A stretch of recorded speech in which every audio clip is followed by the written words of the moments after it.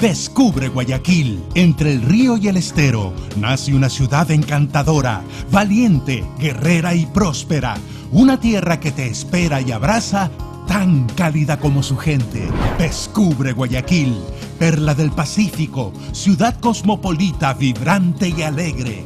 Nació mirando al río Guayas, al pie del Cerro Santa Ana, que aún conserva sus calles empedradas y casas patrimoniales, y creció para enamorarte con sus rincones mágicos, hoy dedicados al arte y la cultura.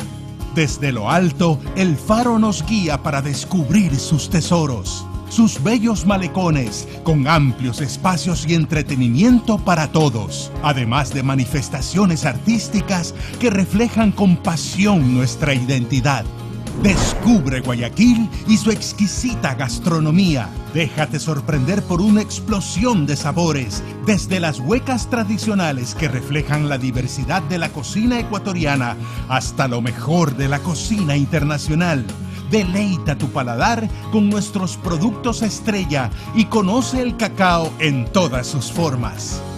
Descubre Guayaquil, puerta de entrada al Ecuador y al lugar más paradisiaco del mundo, las Islas Galápagos. Descubre Guayaquil, símbolo de progreso, puerto principal que no detiene el ritmo de su paso, ciudad viva, moderna, inteligente, innovadora, con espacios abiertos para disfrutar, fácil de recorrer y amar. Admira su desarrollo como uno de los destinos más importantes de la región, líder en Sudamérica para congresos y eventos, con fiestas, ferias, desfiles, congresos, conciertos y eventos deportivos todo el año. Guayaquil te espera para vivir emocionantes experiencias, un lugar al que siempre querrás volver. Guayaquil es mi destino. Bueno, buenas noches. Buenas noches, Claudia. Tuvimos la oportunidad de saludar hace unos minutos. Muy contenta de estar contigo. Quiero extender un saludo a todas las personas que están escuchándonos. Quiero expresar mi alegría de estar con Claudia Piñeiro esta noche, una autora que desde luego no requiere presentación. Es dramaturga, es novelista, ha incursionado también en el género del cuento, tiene muchos vínculos con el cine. Por supuesto, tiene también una postura ética y política muy importante que en estos momentos de la historia de América Latina debe resaltarse. Así que buenas noches, Claudia. La ciudad de Guayaquil te quiere mucho. Tú estuviste en una feria del libro en Guayaquil en el año 2015. Bienvenida. Muchas gracias, Cecilia. Sí, la verdad que tengo un muy buen recuerdo de aquella feria. Lo pasé muy bien y me recibieron muy bien y la verdad que me encantó estar ahí. Lástima que esta vez es virtual, pero bueno, es lo que podemos hacer, así que bienvenido sea. Me gustaría, Claudia, que empezáramos directamente a hablar acerca de tu obra y específicamente de la última novela que he tenido el placer de leer, esta novela titulada Catedrales. Quisiera decir que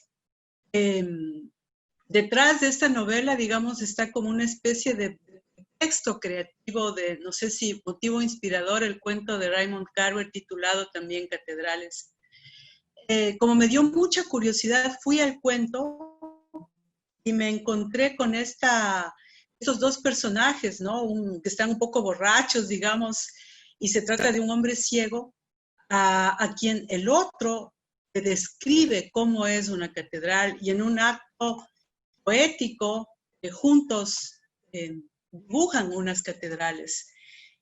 Entonces, me gustaría que nos hablaras respecto de este cuento y también respecto del epígrafe que tú usas en la novela, en el sentido de que, o la dedicatoria más bien, a los que construyen sus propias catedrales sin Dios. Claudia, comencemos por ahí. Bueno, buenas noches para todos. De paso, saludo a los que están del otro lado de estas pantallas. Sí, a mí ese cuento de Carmen en particular me gusta mucho y enseguida apareció cuando yo empecé a escribir esta historia, que era una historia de una familia. Yo sabía, como todas las historias que escribo aparecen con una imagen disparadora, y esa imagen disparadora es bastante parecida a la tapa del libro, ¿no? Una joven que está en una iglesia en el último asiento buscando un reparo, un consuelo que no encuentra. Esa imagen yo la dejé macerar en la cabeza, como hago casi siempre con las novelas, hasta que empiezo a entender, bueno, a qué familia pertenece, cómo habla, qué conflicto tiene, etcétera. Y ahí apareció que esta chica era de una familia muy católica, que tenía otras 2 hermanas, y esa iglesia se empezó a poner cada vez más sólida, ¿no?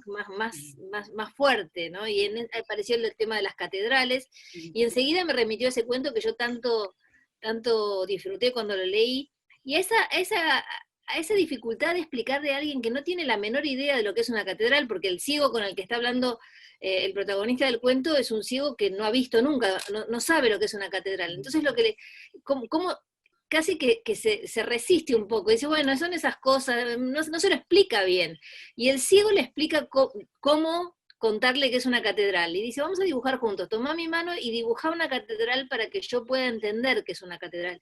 Me pareció como una imagen poética muy interesante, y esa dificultad también de a veces uno no poder comprender al otro y tener que hacer un esfuerzo para entender ese lenguaje a través del cual se puede comunicar con alguien, por ejemplo, en este caso con un no vidente, ¿no? Y, y así Sigue, aparecen sigue. las catedrales, y como decís vos, bueno, a lo largo de la novela, la catedral no es solamente el espacio físico que va a recorrer Mateo, guiado por su abuelo, sino también esas catedrales que nos construimos, ¿no? Esas cosas sólidas que nos sostienen y que a veces son relacionadas con un Dios y con una religión, y a veces no. Me gustaría mucho preguntarte, Claudia, respecto de esto, porque también tomas otra frase de Emerson en tu novela, en la que te refieres a que una religión va a servir algo así como de inspiración literaria o de motivo de creación literaria para la siguiente religión. ¿Te interesan las religiones en tanto construcciones humanas, en tanto construcciones simbólicas, en tanto relatos mitológicos? No, digamos, ¿en qué sentido tu interés por las religiones? En ese sentido, exactamente, en el sentido de que es una historia que pasa de generación en generación, de siglos en siglos, y uno sigue contándola, ¿no? De alguna manera es un relato universal que uno sigue contando. Yo no lo siento en el sentido religioso, no tengo esa vocación religiosa, esa fe religiosa, pero sí me maravilla igual cualquier relato. También me maravilla que la Odisea o la Ilíada haya llegado a nosotros, o el Quijote se siga leyendo. O sea, cualquier relato que atraviesa los tiempos y sigue transmitiéndose de boca en boca, un poco a la manera de lo que dice Walter Benjamin en El narrador, ¿no? Eso que entra en el cuerpo de uno y sale diferente y se vuelve a relatar y sigue vivo.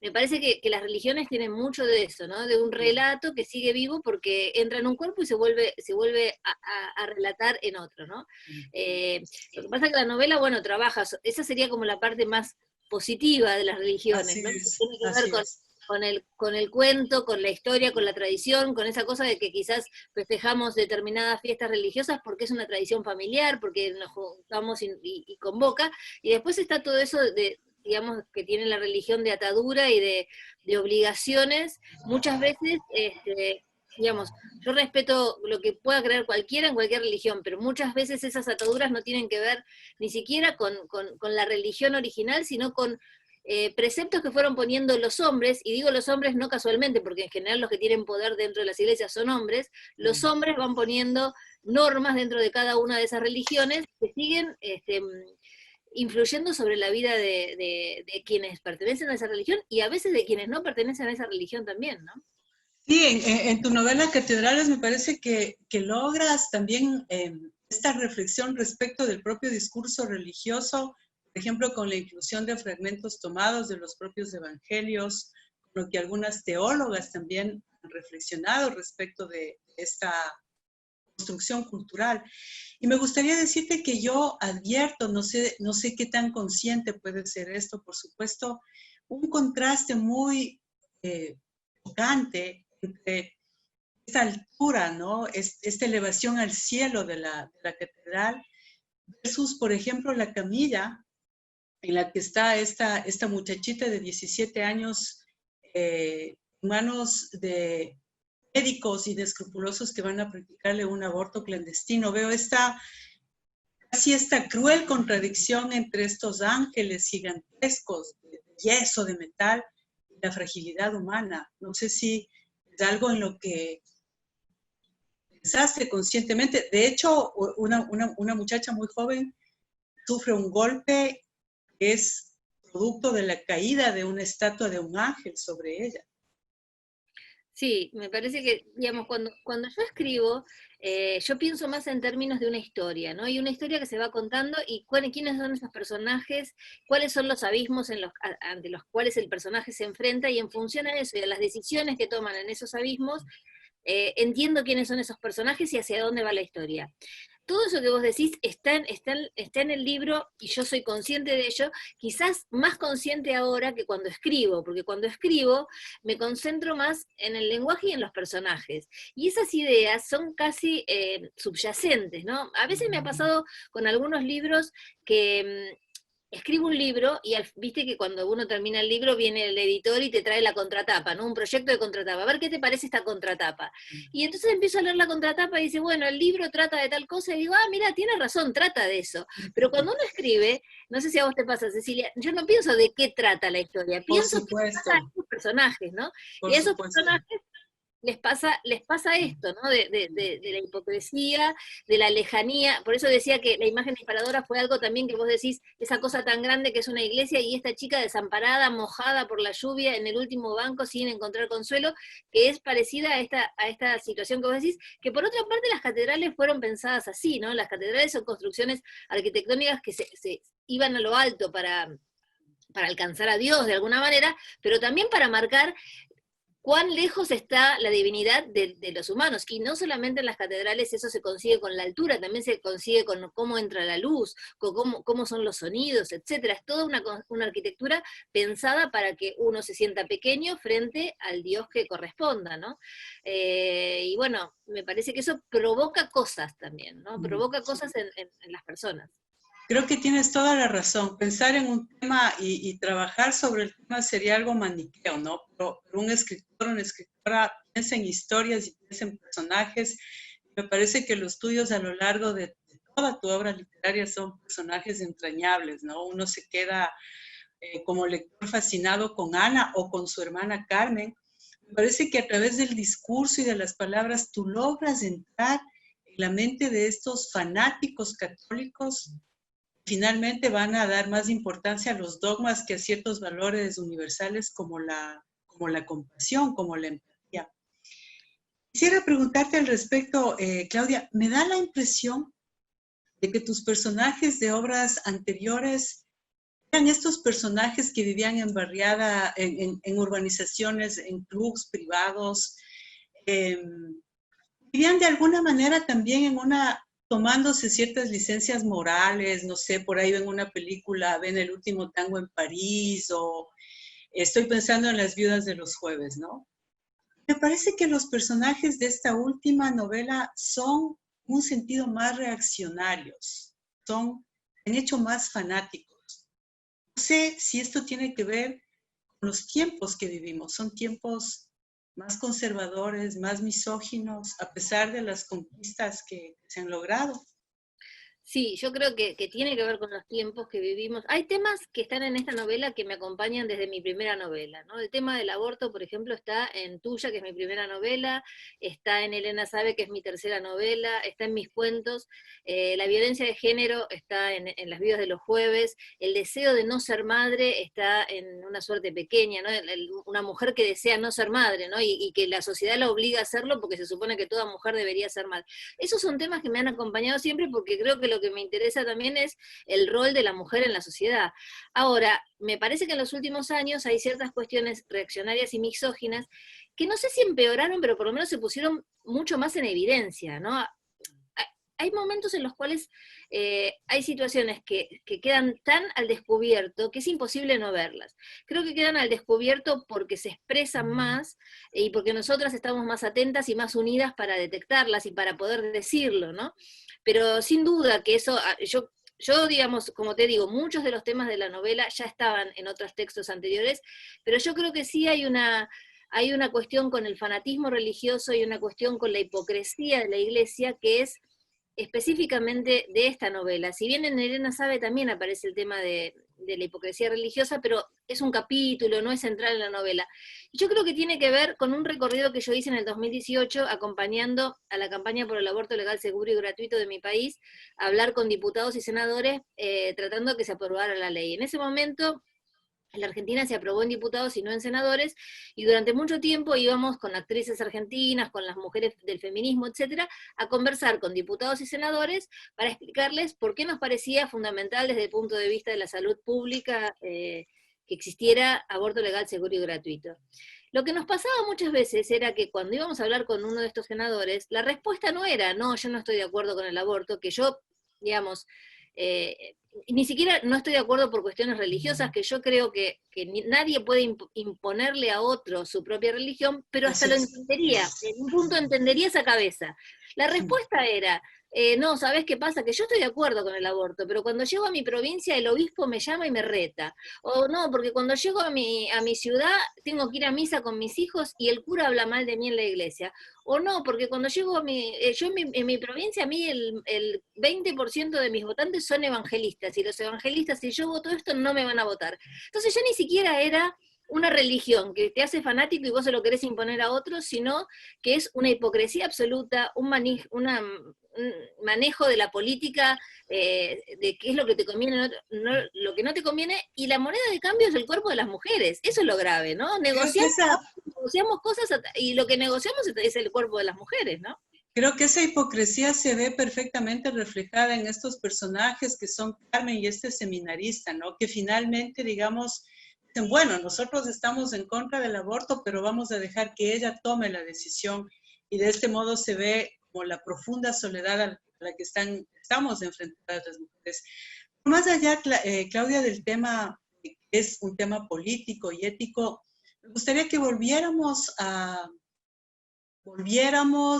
o retomáramos, digamos, tu trabajo en tanto literatura. A mí me da la impresión de que una tendencia tuya en tu trabajo literario también es hacer que un momento traumático sea contado de diversas maneras o desde distintas perspectivas, ¿no?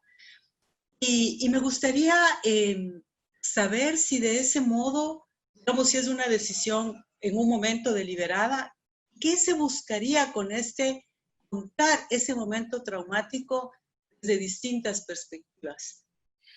Bueno, en esta novela hay más de un objetivo por el cual elegí las voces. Esta novela se cuenta con 7 voces, ¿no? Son 6 personajes que hablan y las cartas de Alfredo, que es el abuelo, o el padre de Ana, la chica que aparece muerta, descuartizada y quemada, y que 30 años después no se supo qué pasó. Esas 7 voces cuentan parte de lo que pasó. Una primera decisión es que Ana no tenga voz, ¿no? Hablando con Dolores Reyes, que es una escritora argentina que tiene un libro que se llama Cometierra, que es un libro que te súper recomiendo. Cometierra es un libro donde la protagonista es una chica del conurbano bonaerense que a través de comer tierra, donde aparecieron los cadáveres de mujeres, puede ver qué le pasó a esa mujer. Esa mujer que murió ahí le habla a ella y ella es como un medium, ¿no? Comiendo tierra, por eso se llama Cometierra.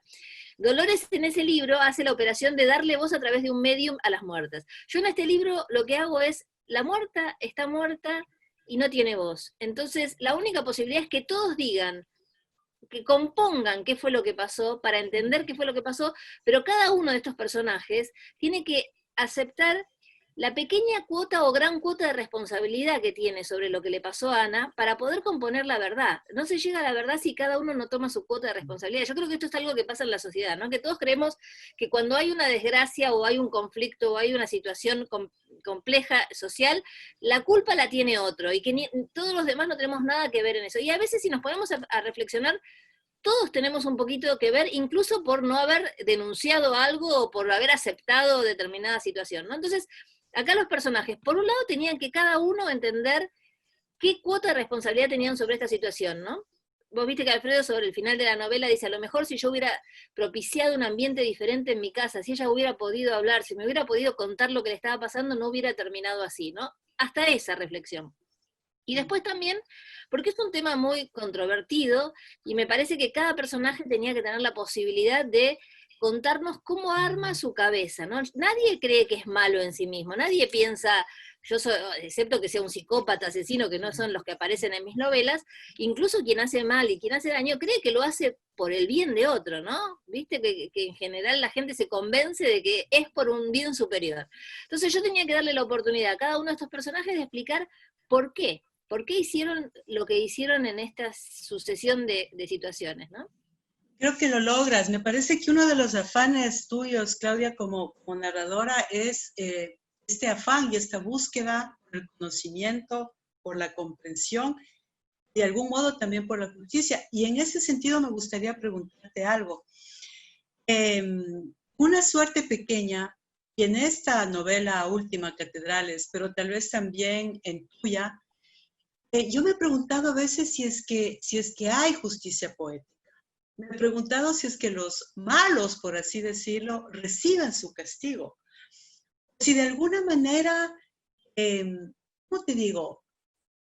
Como que terminan un poco impunes, digamos, ¿no? No sé, estoy pensando en Julián, estoy pensando en personajes como Carmen, estoy pensando en la propia protagonista de Una suerte pequeña, digamos, ¿es que reciben castigo? ¿Crees que te importa la justicia poética? A veces te importa más la comprensión que la justicia. A mí me importa la justicia poética, lo que pasa es que me importa que haya al menos alguna justicia poética, no toda, ¿no? Digamos, en algún momento las novelas policiales, no solamente uno descubría, hace tiempo atrás, ya la novela policial hace rato que dejó esta línea, pero digamos, la novela policial no era solamente descubrir quién lo mató y por qué, sino además que vaya preso, que se haga justicia, ¿no? Era el fin, y por eso tanta gente además le interesaba, porque sentís que en la realidad no se hace justicia y en la novela entonces, policial... por lo menos en la novela se la hace, ¿no? Sí. Pero uno que, digamos, haya recorrido mucho camino, sabe que no siempre hay justicia y hay que bancárselo, también hay que bancarse esta situación, ¿no? Como dice Piglia en su teoría de la ficción paranoica, necesitamos explicar todo porque no podemos bancarnos que no sabemos quién lo mató y entonces tenemos que buscar quién lo mató y estamos incómodos. Bueno, yo creo que trato de hacer las pequeñas justicias poéticas que me parece que hay que hacer, que no son grandes movimientos. Y a mí me parece que en esta novela hay un hecho, digamos, que yo me reservo como mi pequeña justicia poética, que es, y que algunos me preguntan, ¿por qué Alfredo no deja claro si le dice o no le dice a Mateo, su nieto, y a Lía, su hija, lo que hicieron? ¿Por qué no le cuenta toda la verdad? Primero que no sabemos si Alfredo sabe toda la verdad, suponemos que sí, pero si es así, ¿por qué los junta? ¿Por qué hace que esta tía y este sobrino se encuentren, pero no les termina de decir todo? Y yo creo que hay una clave en la novela, en una frase que dice algo así como que a veces llegamos al borde de la verdad, si damos un paso más, la verdad está ahí, pero no estamos capacitados para dar ese paso y nos retraemos, porque sabemos que si damos ese paso nos morimos o nos desarmamos o nos quebrantamos de una manera que no podemos seguir adelante. Entonces lo que yo creo que lo que hace Alfredo justamente es llegar a la verdad y dejarle a Mateo una posibilidad de vida razonable, porque si él lo obliga a dar ese paso sin que Mateo esté preparado, ¿cuál puede ser la vida para Mateo sabiendo quiénes son realmente sus padres, ¿no? Entonces, él tiene le deja todo abierto como para que Mateo dé ese paso si está preparado, pero si no está preparado, que se quede donde está y siga adelante con su vida, ¿no? Pudiera ser, Claudia, que si es que se repartieran roles, digamos, a mí me da la impresión de que más que el rol de fiscal y acusador, ¿a ti te gustaría el rol de defensor o defensora? Sí, me parece, sí, ¿no? Me parece que estás más del lado del abogado defensor que del fiscal o del acusador. incluso vos sabés que para los personajes malos, por decirlo de alguna manera, también, yo creo que el escritor tiene la obligación de comprender la cabeza de todos los personajes, de poderse meter en sus zapatos y caminar con esos zapatos, de no juzgarlos, porque si no haces personajes maniqueos. Vos sabés que acá hay un descuartizamiento y una incineración de un cuerpo, y yo no quiero spoilear totalmente para quienes... Así es. ¿no? Pero yo trabajé mucho sobre qué tipo de persona es capaz de descuartizar a un cadáver o no, porque no cualquiera. Entonces, bueno, trabajé con psicólogos, averigüé determinadas cuestiones psicológicas, porque no cualquiera podría hacer eso, ¿no? Si yo como escritora me pongo a pensar, no sé si me puedo calzar en esos zapatos, pero tengo que poderme calzar en esos zapatos. Y en ese punto me sirvió mucho leer algo que escribió Laura Restrepo. Si tenemos un minuto te lo cuento. Ella escribió un texto que se llama Pecado, que yo creo que después hizo un libro con esos textos, pero ese texto yo lo había leído en el diario El País, porque eran unas entrevistas que ella hacía en la cárcel a una mujer que había descuartizado al marido, lo había matado y lo había descuartizado. Entonces ella visitaba en la cárcel a esta mujer, y la mujer había estado muy enojada con el periodismo porque la habían sacado en los periódicos como el monstruo de no sé dónde, la descuartizadora de no sé, bueno, así como cosas, y ella no se sentía reflejada en esos titulares, ¿no?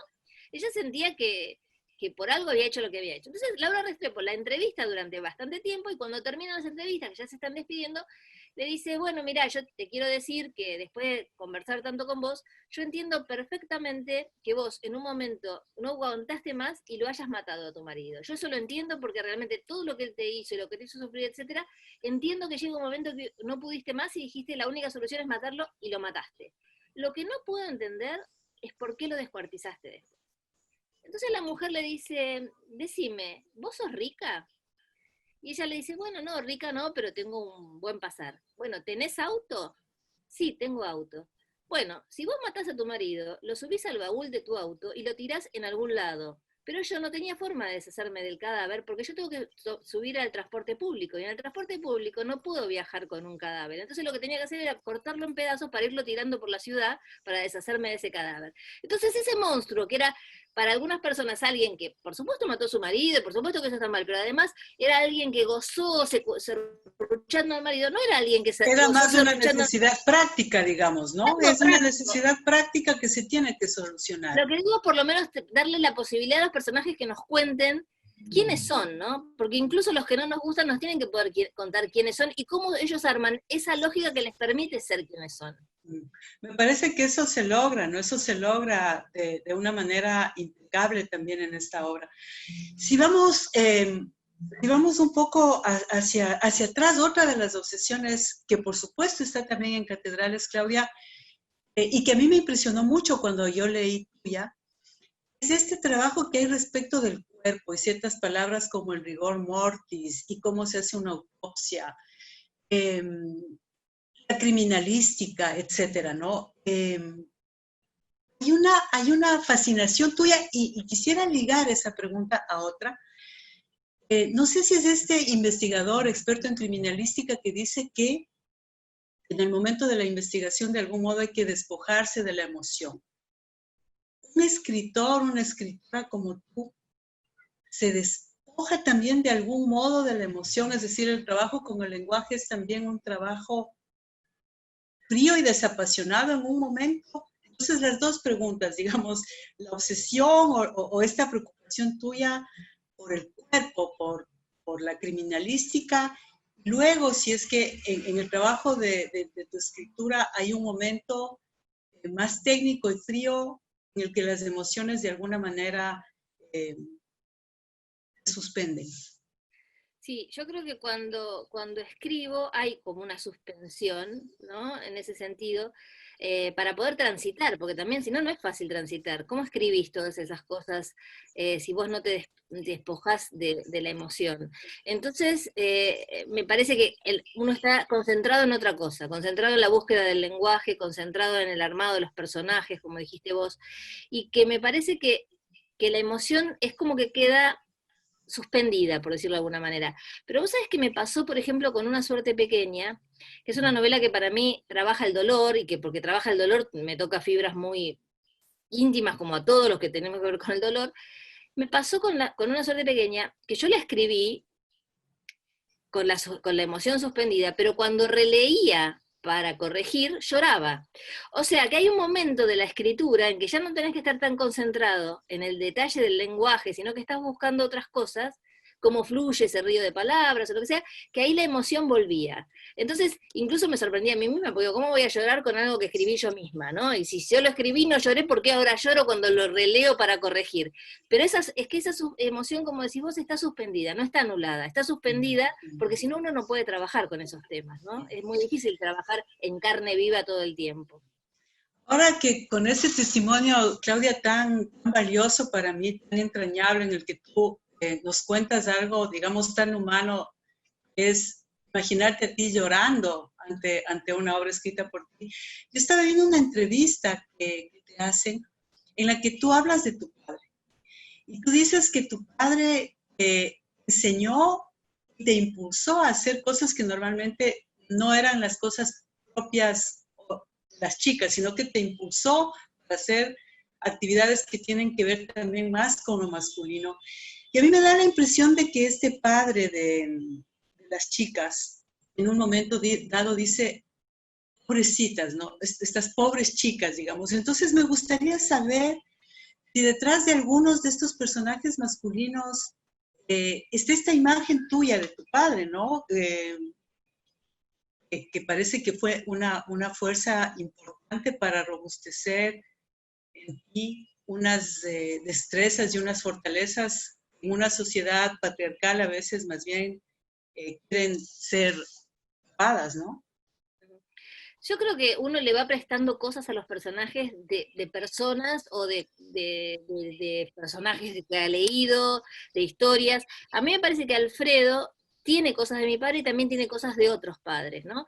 Como bien vos decís, mi papá no me dejaba ir a corte de confección, no me dejaba hacer cosas muy típicas de mujeres porque decía que él suponía que vos tenés capacidad como para estudiar otras cosas y después si querés comprarte un vestido tenés que poder pagarte ese vestido en vez de tener que quedarte en tu casa mientras tu marido, porque éramos de otra época en la cual, por ejemplo, no sé, las mujeres de la época de mi mamá todas estudiaban magisterio y cuando tenían muchos hijos ya no trabajaban más y trabajaba el hombre, etcétera. Entonces mi papá no quería que se repitiera como esa situación, ¿no? Yo eso se lo agradezco a mi papá. A su vez era una persona bastante conservadora, que vos estabas mirando la televisión y aparecía un beso y te apagaba el televisor porque no quería que vieras que dos personas se besaban. Pero por otra parte, se esforzaba en esta cosa de darle un lugar a la mujer que valiera la pena, digamos, que el mismo valor digamos, el mismo lugar que tiene que tener un hombre en la sociedad. Entonces, me acuerdo que mi papá, cuando yo era muy buena alumna, y entonces mi papá a veces me decía, si vos no fueras mujer, llegarías a presidenta de la Argentina. Y siempre me causa ternura ahora, que mi papá ya está muerto, pensar que ya hubo dos presidentas en la Argentina, una que llegó de casualidad porque bueno, era la mujer de Perón en su momento, y cuando murió Perón quedó, pero después Cristina Kirchner se la eligió concretamente y estuvo mucho tiempo, y a lo mejor vuelve a hacerlo en algún otro momento. Quiero decir, hoy las mujeres, y si no es ella, hay muchas mujeres en la Argentina que también podrían llegar a ser presidentas, pero en la época en que mi papá se imaginaba que aunque yo tuviera capacidad para determinadas cosas, el mundo no estaba preparado para que las mujeres llegaran a esos lugares, ¿no? Entonces se lamentaba por eso. Y eso se lo agradezco, porque eso me dio como la posibilidad de pensar que bueno, que hay que seguir batallando para que tengamos todos los mismos posibilidades, ¿no? Pero digo, algo de eso hay en este Alfredo, pero también hay algo también de mi abuelo materno, que era una persona mucho más sensible que mi papá, más sensible, no sé si sensible es la palabra, pero por lo menos que podía demostrar más la emoción. Me parece que Alfredo hace una transformación, ¿no? Cuando muere Ana, empieza a transformarse en otra persona, y entonces esa otra persona, que es más conectado con los sentimientos, me parece que tiene más que ver con mi abuelo materno.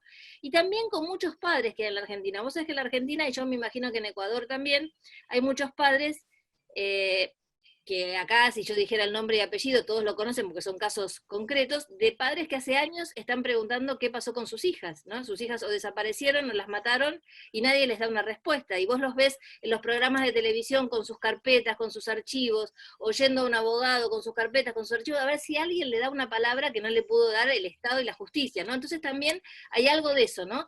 De esos padres que 30 años después siguen preguntando qué pasó con sus hijas, ¿no?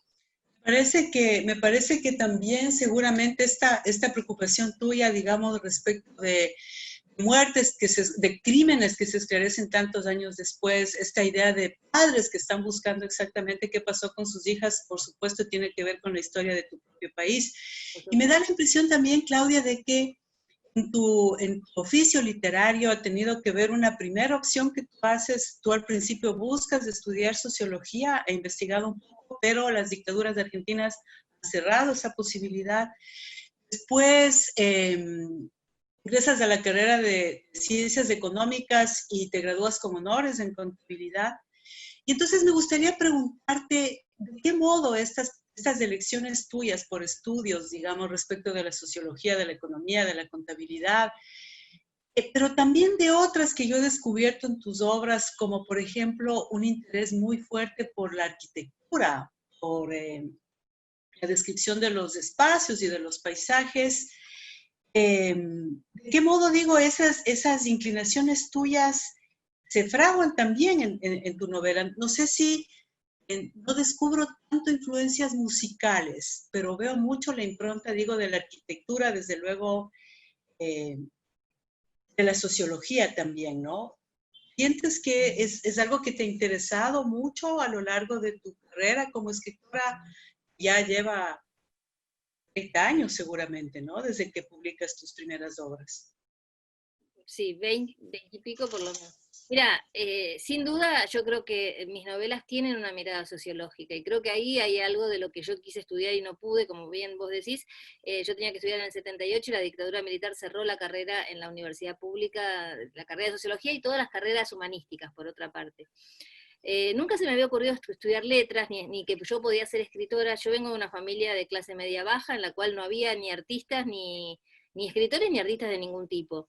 Y dentro de mi cosmovisión, no estaba la posibilidad de ser escritora, no se me ocurría que yo podía ser escritora, ¿no? Entonces tenía que estudiar algo que me permitiera trabajar y que me gustara, y además si quería escribir, podía escribir, siempre escribí desde muy chica, pero nunca lo pude articular como algo que fuera mi profesión hasta mucho después. Entonces, bueno, yo quería estudiar sociología, se cerró la carrera, tuve que elegir entre las carreras que quedaban, estudié ciencias económicas. La universidad pública en Buenos Aires es una universidad muy universalista, en el sentido de que vos no estudias lo técnico de lo que tenés que estudiar, como puede ser una universidad más en Estados Unidos, que a lo mejor si estudias contabilidad, estudias solo contabilidad, ¿no? O administración de empresas, estudias solamente... Yo tenía materias de economía, de geografía, de filosofía, de lógica, de un montón de materias que te abren la cabeza hacia el estudio, hacia un montón de cosas, y que yo agradezco porque me enseñaron a estudiar y después a trabajar, ¿no? Yo creo que todo eso está muy presente. La arquitectura me interesa mucho también porque de alguna manera habla de la sociedad, porque vos fíjate que yo también toco la arquitectura como una apropiación del espacio, ¿no? Hay un momento que es en los años 90, y las vidas de los jueves, donde la sociedad se apropia del espacio de una manera que tiene que ver con los barrios cerrados, con los countries, que acá se llaman countries, no sé cómo se llamarán en Ecuador, pero vemos esos barrios cerrados donde se entra por un portón con vigilancia, etcétera. Y en otros momentos la sociedad hace otras cosas con la forma de apropiarse, ¿no? de los espacios. La música es algo que me encanta, pero que no sé tanto. Entonces casi todos mis personajes, en casi todas las novelas hay alguna música, ¿no? Acá en Catedrales el forense... Está un par de tangos, me parece, ¿no? Está Naranjo en Flor y está otro tango, ¿no?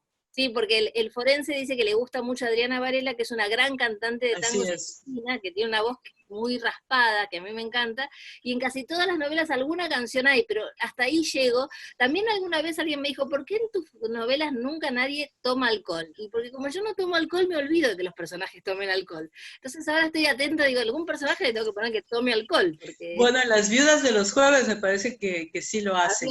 Había uno, sí. No podría dejar de preguntarte, Claudia, por tu interés en el cine. A mí me ha parecido, tanto en Catedrales como en el releído ahora, Las Viudas de los Jueves, y encuentro mucho esta presencia, estas descripciones cinematográficas, ¿no? Como estar viendo una película, cuando los dos chicos van corriendo descalzos, lo que ocurre en la piscina, etcétera.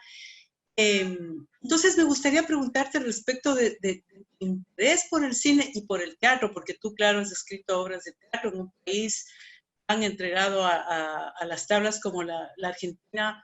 ¿Cómo vino ese interés Luego quiero hacerte otra pregunta respecto de algo que compartimos, Claudia.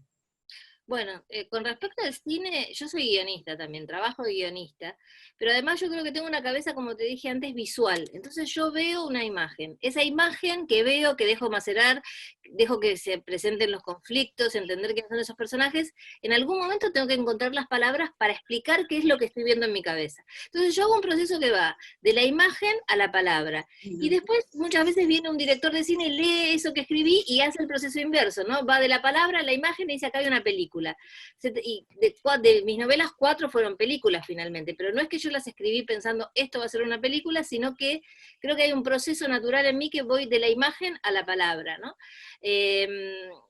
Me interesa muchísimo el cine, me gusta muchísimo. Ahora estoy trabajando en una serie de Netflix, me parece una serie para Netflix, estabas, ¿no? En una entrevista que te hacían. Marcelo Piñeiro tiene el mismo apellido que yo, pero se escribe distinto, no somos parientes. Así bien. Es un director extraordinario, argentino, escribimos juntos esta serie y se empezó a grabar, supuestamente para que se estrene en el 2021, se llama El Reino, pero ahora están suspendidas las grabaciones, creemos que en breve se va a volver a grabar. Tuvimos que cambiar escenas que ya estaban hechas porque por cuestiones de protocolo, por el COVID, hay cosas que ya sabemos que como estaban hechas no se van a poder hacer, ¿no? Viste que ahora hay protocolos para cualquier filmación que se haga, para el teatro, para lo que sea, hay protocolos de cuántas personas pueden estar, cómo se tienen que acercar, etcétera. Entonces había conflictos que desarrollaban de una manera que no iban a poder ser filmados y entonces los tuvimos que cambiar. Fue un trabajo muy interesante y me gustó muchísimo hacer eso y sigo trabajando en otros proyectos también de streaming y me gusta mucho trabajar como guionista. Yo siento que el guión en ese sentido es mi oficio, ¿no? Siento que la literatura es otra cosa. El guión es mi oficio. Y como yo tuve un maestro que es Guillermo Sacomano, que casi todos los que íbamos a su taller éramos o guionistas, o periodistas, o publicitarios, o distintas carreras. Y él decía que uno lo que trae de su oficio tiene que servir para mejorar la literatura, pero nunca imponerse, ¿no? Nunca que uno esté haciendo literatura como ese oficio que trae tan agarrado, ¿no? Entonces, cuando te sirve, entonces yo creo que hay elementos del guión que yo uso para la literatura, como puede ser el suspenso, por ejemplo, que me parece que sirven para la literatura, pero hay otros que yo tengo que dejar de lado porque si no termino haciendo un guión, y la literatura no es exactamente un guión. Claro, me parece que el suspenso, claro, es un gran elemento constante, y quisiera preguntarte, Claudia, respecto de otra faceta que me ha parecido muy interesante. Ya por el año 92 tú publicas un trabajo respecto la fobia masculina a los preservativos. El Papa, que no sé si era el Papa Juan Pablo II, me parece había prohibido terminantemente su uso, y tú haces una investigación en la cual notas que muchos varones, digamos, de sus declaraciones se niegan permanentemente a su uso, el SIDA está en su momento más alto. ¿Sigue interesando el trabajo periodístico o debido a tu oficio como escritora fundamentalmente y como guionista, el trabajo periodístico en un momento está lejos? Retomo una cosita que me quedó de la pregunta anterior, que era la del teatro. El teatro perdón, nos olvidamos del teatro. El teatro, yo tengo 8 horas de teatro escritas y tengo un libro con esas obras y todas fueron estrenadas. A mí me encanta el teatro. Yo estudié, después de estudiar ciencias económicas, estudié dramaturgia. ¿Y qué es lo que me pasa con el teatro, con la escritura de teatro? La escritura de teatro, yo no escribo poesía. Me resulta algo dificilísimo pensar que yo podría escribir poesía, pero lo más cercano a la poesía que puedo escribir es el teatro. En el teatro hay una precisión con el lenguaje, porque vos sabés que hay una persona arriba de un escenario y que tenés un montón de gente sentada ahí que tiene que decir algo que tiene que ser preciso, ¿no? Corto, normalmente frases más cortas, ¿no? Cierto que una pieza teatral está más cerca de un poema. Eso siento yo, ¿no? Y entonces ahí siento que puedo poner un lenguaje más poético, porque además mi literatura es tan cercana al aquí y ahora que no me permite usar un lenguaje poético. En cambio en el teatro siento que puedo hacer otras cosas y por eso lo disfruto muchísimo y lo disfruto como espectadora. Una de las cosas que más extraño en este aislamiento que tenemos por el COVID es no poder ir al teatro, porque para mí es de las cosas que más me gustan en la vida ir al teatro.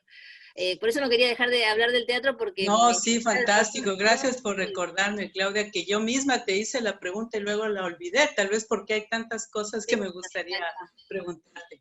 Y con respecto a lo periodístico, bueno, cuando yo estudiaba ciencias económicas, yo no quería trabajar, trabajé en una empresa de auditoría, trabajé como gerente administrativa, etcétera, y no quería trabajar más de eso. Llegó un momento en el cual no quería trabajar más en nada que tuviera que ver con la contabilidad, y vi un artículo de una revista que pedía redactores, y pedía de determinadas carreras. Por supuesto no pedía de ciencias económicas, pero yo mandé una carta y dije que yo creía que podía igual, y bueno, se ve que la carta le entusiasmó al dueño de la editorial y me contrataron. En esa editorial yo escribí esta nota que se llamaba Preservativos, una fobia masculina. Como decís vos, era justo en el momento en que empezaba el SIDA, el HIV, y había una gran resistencia de los hombres a usar preservativos. Y para colmo, como decís vos, el papa de ese momento, que era otro papa, no me acuerdo cuál era, que dijo que no se podían usar, porque durante mucho tiempo la Iglesia decía que no se podían usar preservativos. Entonces todo eso iba en contra de la salud de las personas, básicamente, ¿no? Y la nota se llamaba así. Yo investigué a varios, entrevisté a varios hombres sobre este tema, y a varias mujeres también que tenían esta dificultad, ¿no? De no poder lograr que su pareja usara preservativo. Vos sabés que con esa nota yo gané un premio en revistas, Manuel, me parece. La revista se llamaba Emanuel, era una revista muy feminista, y el premio era en revistas femeninas. Y yo participaba en el rubro Mujer y Hogar, y las otras dos notas, una era de macetas y la otra era de bricolage. Y yo decía, ¿cómo hago yo para meterme entre las macetas y bricolage con esta? Y finalmente gané el premio, así que me quedé muy contenta. Fue como unas pequeñas batallas en el rubro Mujer y Hogar.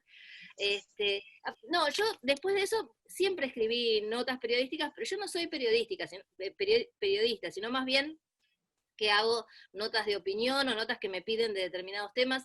Permanentemente hay periódicos o revistas o publicaciones ahora virtuales que piden textos de distinto tipo, ahora en la pandemia por la pandemia, y antes de la pandemia por otra cosa.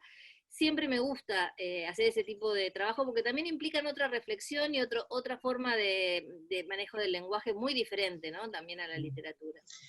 Es una pena, Claudia, que el tiempo ya se nos viene encima, pero no quisiera dejar, he visto algunas preguntas, bueno, hay muchos saludos, hay muchas felicitaciones, hay quienes dicen que Una suerte pequeña le pareció, hay quien dice que Una suerte pequeña le pareció un libro sumamente triste, si esa fue tu intención, en fin. Pero me gustaría preguntarte algo que me parece muy importante. ¿El mundo volverá a ser el mismo después de esta pandemia? ¿Qué pasará con artes como el teatro? ¿Qué pasará con esta experiencia humana de ir juntos a ver una película?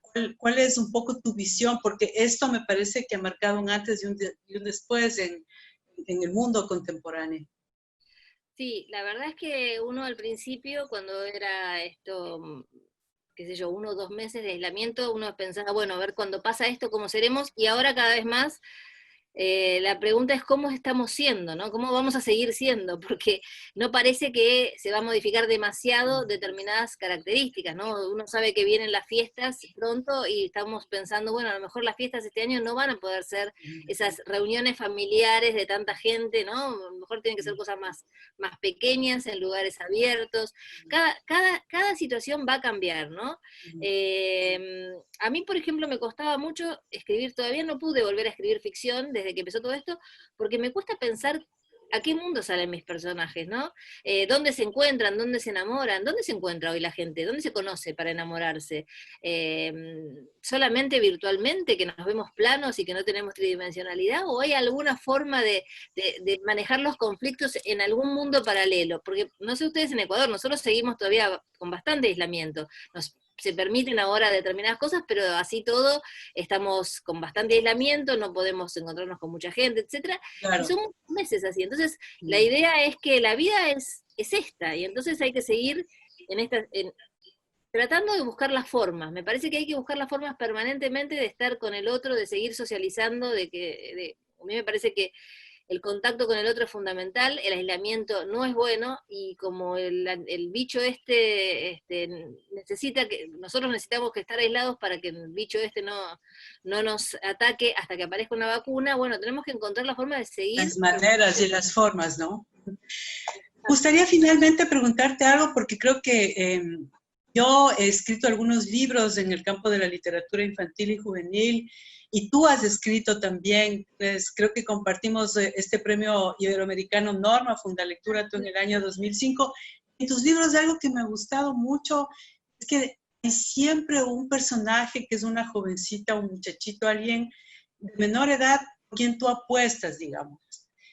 En una sociedad que a menudo es bastante adultocéntrica, en la que los jóvenes y los niños también son la última rueda del coche, ¿planteas seguir escribiendo en algún momento libros para niños, para niñas, para jóvenes? ¿Has seguido en eso? Bueno, de hecho, me parece que muchos de tus libros, por supuesto, todos, si no, están desde luego para lectores jóvenes también, pero pensando en los más pequeños. Sí, vos fíjate que mis novelas para adultos muchas tienen entre los protagonistas jóvenes que son en general los que ven y los que se salvan y los que tienen posibilidad de salvarse, ¿no? Yo tengo siempre una mirada muy, digamos, muy esperanzadora sobre determinados jóvenes, ¿no? Y me encanta escribir para chicos, pero bueno, el tiempo a veces no te da para escribir todo, pero en el último tiempo estuve pensando y estuve buscando material. Uno a veces se desactualiza, ¿no? Yo escribí mucho para chicos cuando mis hijos eran chicos y entonces leía mucho material y estaba como, sabía que podía ser ¿Qué estaba interesante pasando? y ahora es como que si quisiera escribir eso tendría que ponerme un poco en órbita, ¿no? ¿Con qué se emociona hoy un chico? ¿Se emociona con las mismas historias de siempre? ¿Se emociona con otras historias? Creo que en el fondo las historias no cambian tanto, pero yo como escritora necesitaría hacer un recorrido para volver a la escritura infantil y juvenil que me gusta realmente mucho. Y como decís vos, hay varios de mis libros que se leen mucho en los colegios secundarios, incluso los libros para adultos, ¿no? Claro. Claudia, ha sido realmente un placer para mí hablar contigo. Estamos a 47 segundos de que esto concluya. La pena porque no he podido leer los innumerables mensajes y las preguntas. Quiero agradecerte mucho. Quiero decir que he visto que tú, entrevistada por una escritora española, decías que estabas leyendo a Anne Carson, a Clarice Lispector y a esta autora de la que nos has hablado, Dolores Reyes, con su Cometierra. Así que no sé si hay algo final que tú quieras decirle a este enorme grupo de fans, de seguidores, de lectores y lectoras que tú tienes en el Ecuador y desde luego en todo el mundo hispanohablante. Bueno, muchísimas gracias por habernos acompañado y por supuesto lo que tengo para decir es que ojalá encuentren ese libro que rompa el hielo, ¿no? Ese libro que haga que después quieran ir a otros libros. Siempre hay uno. A veces uno no acierta con cuál, sobre todo cuando quiere recomendarle a chicos y a jóvenes. A veces te equivocás y le das el inapropiado, pero siempre hay uno que va a romper ese hielo y entonces después de ese van a venir otros. Ojalá que pronto llegue el de todos y el que ya esté en el roto ese hielo, que continúe con la lectura, porque los que estamos dentro de esta cofradía de lectores, lo que nos pasa no es que pensemos que es obligación leer, sino que la sensación es, qué pena si no lees, qué pena si no lees este libro que te hubiera encantado, ¿no? Por eso uno quiere compartirlo, que es compartirlo desde el placer, ¿no? Desde la obligación. Así Así que es. bueno, eso les recomiendo. Muchas gracias, Claudia. Un gran abrazo para ti y ojalá nos veamos pronto. Un abrazo. Muchas gracias por acompañarme, Cecilia. Muchísimas gracias. Gracias. Hasta luego, amigas y amigos. Adiós. Adiós.